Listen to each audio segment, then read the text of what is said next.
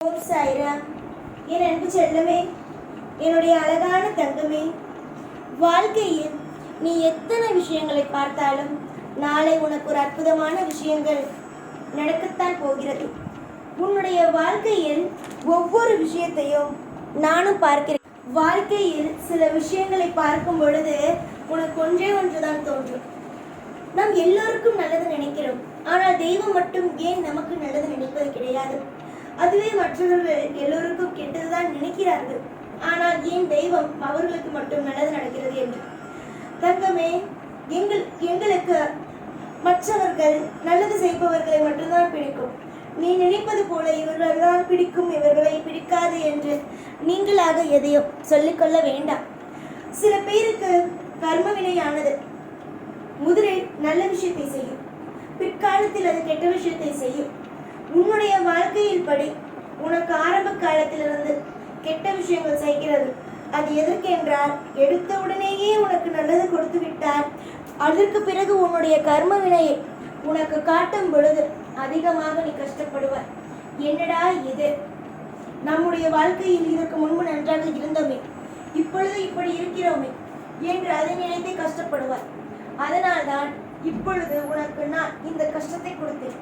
கூடிய விரைவில் உன்னுடைய வாழ்க்கையில் நான் மிகப்பெரிய ஒரு அற்புதத்தை, அதிசயத்தை காண்பிப்பேன். உன்னுடைய வாழ்க்கையில் நீ பார்க்கும் ஒவ்வொரு விஷயத்தையும் உனக்கு பிடித்த விஷயமாக இனி வரும் காலம் நான் மாற்றுவேன். தோல்விகள் எப்பொழுதும் வேண்டாம். உன்னுடைய வாழ்க்கையில் நிம்மதிகளானது எப்பொழுதும் இருந்து கொண்டேதான் இருக்கும். சில சமயங்கள் உன்னுடைய வாழ்க்கையில் அளவுக்கு மீறி கஷ்டப்படுகிறார். அந்த கஷ்டப்படும் பொழுதுதான் என்னடா இது, தெய்வமே இல்லை, தெய்வம் நம்மை அதிகமாக சோதிக்கிறது, தெய்வமே கிடையாது என்ற ஒரு நிலைமைக்கு நீ வருகிறாய். தங்கமே, எதையும் நினைத்து கவலைப்படாதே அம்மா. உன்னுடைய வாழ்வில் நீ பார்க்கும் ஒவ்வொன்றும் மிக மிக அற்புதமான நாட்களாக இனி வரும் நாட்கள் இருக்கும். இன்று உன்னுடைய வாழ்க்கையில் பல விஷயங்களை பார்த்து விட்டார். நன்மையாக செய்ய போய் காரியங்கள் எல்லாம் உனக்கு துன்பத்தை கொடுத்து விட்டது. இது வரும் நாட்கள் வரைக்கும் நீ இப்படிதான் உன்னுடைய வாழ்க்கையை வாழ்ந்திருக்கிறாய். ஆனால் இதற்கு மேல் நாளையிலிருந்து நான் பேச்சுக்கோ ஆறுதலுக்கோ சொல்வது கிடையாது. உண்மையாகவே சொல்கிறேன் தங்கமே, நாளையிலிருந்து வாழ்க்கையில் மிக மிக பிரம்மாண்டமான ஒரு வாழ்க்கை அமையும். நீ தேடினாலும் ஒவ்வொரு விஷயமும் நீ தேடினாலும் உனக்கு இப்படி ஒரு வாய்ப்புகள் கிடைக்காது. அந்த அளவுக்கு உன்னுடைய வாழ்க்கையில் மிக பிரமிப்பான விஷயங்களை நீ பார்க்கத்தான் போகிறாய். சந்தோஷத்தின் உச்சிக்கு நீ போகத்தான் போகிறாய். நிறைய நாள் நிறைய கனவுகளை நீ பார்த்து, என்னடா இப்படி ஆயிடுச்சு, என்னடா நாம் எதேதோ நினைத்தோமே, ஆனால் இப்படியெல்லாம் நடந்துவிட்டதே என்று நீ தவித்திருக்கிறாய். ஆனால் இதற்கு மேல் உன்னுடைய வாழ்வில் நீ தவித்து போய் நிற்கும் அளவுக்கு எந்த ஒரு விஷயத்திலேயும் உனக்கு துன்பம் என்ற ஒன்றை தரவே மாட்டேன். துன்பத்திற்கு இனிமேல் உன்னுடைய வாழ்க்கையில் வேலையே கிடையாது.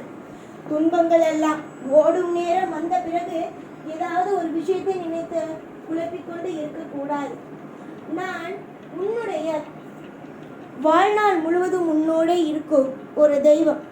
இந்த தெய்வமான நான் உனக்கு அப்பாவாகவும் இருக்கிறேன், அம்மாவாகவும் இருக்கிறேன், உனக்கு அனைத்துமாகவும் இருக்கிறேன்.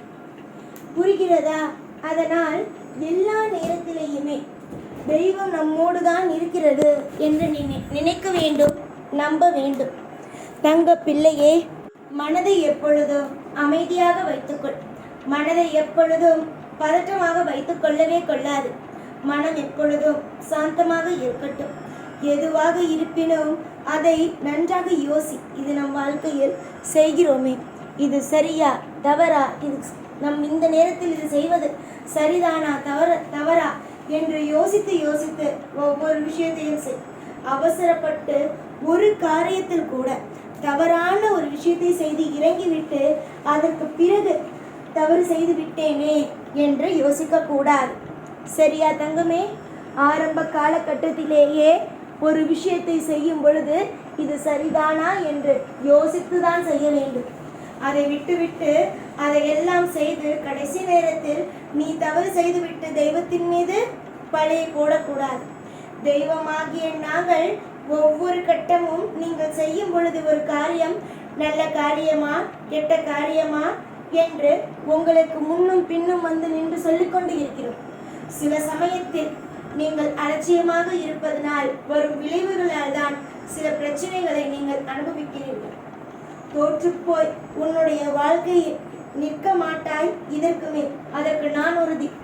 ஆனால் நீயாகவே போய் சம்பந்தமே இல்லாத ஒரு இடத்தில் போய் நின்று தேவையில்லாத அளவுக்கு ஒம்பு செய்து வந்தால் அதனால் வரும் விளைவுகளுக்கு தெய்வம் என்று பொறுப்பாகாது.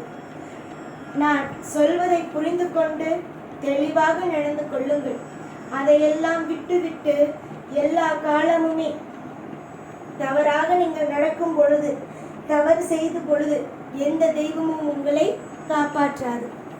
நாளுக்கு நாள் என்னுடைய பிள்ளைகளுக்கு சொல்லும் ஒரே ஒரு விஷயம், உத்தரவு. நீங்கள் ஒரு விஷயம் கேட்கிறீர்கள் என்றால் அது என்னிடமிருந்து உத்தரவு கிடைத்த பிறகு செய்ய ஆரம்பியுங்கள் என்பது மட்டுமே. அவசரப்பட்டு எந்த காரியத்திலேயும் இறங்காதீர்கள் என்று. ஆனால் இதுவரைக்கும் நீ என்னிடம் எந்த ஒரு விஷயத்திற்காகவும் காத்திருப்பது கிடையாது. அவசரப்பட்டு செய்தார். ஆனால் நானே உனக்கு இப்பொழுது உத்தரவு தருகிறேன். நாளையிலிருந்து நீ எந்த விஷயம் வேண்டுமானாலும் செய். நல்ல விஷயங்களை நிச்சயமாக அது மிகப்பெரிய ஒரு வெற்றியாக தரும். நீ எதிர்பார்த்து காத்து கொண்டு இடத்தில் இருந்தெல்லாம் உனக்கு நிம்மதியான செய்தி கிடைக்கும். ஒவ்வொரு நேரமும் நமக்கு நல்லது நடக்குமா என்று கேட்டுக்கொண்டே இருந்த உன்னுடைய மனமானது மிகப்பெரிய ஒரு நன்மையை மட்டுமே எடுத்து உனக்கு கொடுக்கும். நீ சிரித்து கொண்டே இரு. வாழ்க்கையில் எல்லா நாளும் சிறப்பாக இருப்பார். அழுதது அனைத்தும் போதும். இனிமேல் தான் உன்னுடைய வாழ்க்கையில் ஒவ்வொன்றும் துவங்கும் நேரம். இந்த நேரத்தில் நீ அமைதியோடு இருக்கும் பட்சத்தில் சந்தோஷம்தான் இனிமேல் வரும் காலம். கண்டிப்பாக கண்ணீரை துடைத்து கொண்டு நான் சொன்ன வாக்கினை கேட்டு நிம்மதியாக தூங்கு. இரவு நேரத்தில் அதிகமாகவே நீ தூக்கத்தை துளைக்கிறாய். தூக்கத்தை மட்டும் துளைக்காதீர்கள். ஏதோ ஒரு விஷயத்தை யோசித்து கொண்டே உன்னுடைய நிம்மதியை இழக்கிறாய். நிம்மதியை ஒரு நாளும் இழக்காதீர்கள். உங்களுடைய வாழ்க்கையில் ஒவ்வொன்றிலும் தெய்வங்கள் இருக்கிறது. உங்களுக்கு ஒவ்வொரு விஷயத்தையும் செய்து கொடுக்க நிச்சயமாக வரும் காலம் உனக்கு அற்புதமான காலங்களாகவே இருக்கும். எப்பொழுதும் எல்லா நாளும் உன் கூடவே இருந்து வாழ வைப்பேன். இந்த சாய்நான் ஓம் சாய்ராம்.